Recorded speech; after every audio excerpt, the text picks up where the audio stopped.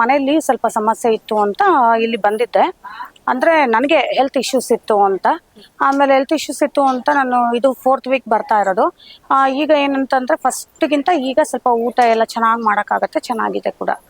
ಈಗ ನಂಗೆ ಆರೋಗ್ಯ ಸಮಸ್ಯೆ ಏನು ಕಡಿಮೆ ಆಗಿದೆ. ಯಾಕಂದ್ರೆ ನಾನು ಫಸ್ಟ್ ವೀಕ್ ಏನಾಯ್ತು, ಅದಕ್ಕೂ ಮುಂಚೆ ನನಗೆ ಊಟ ಮಾಡಕ್ ಆಗ್ತಾ ಇರ್ಲಿಲ್ಲ ನನ್ನ ಕೈನಲ್ಲಿ.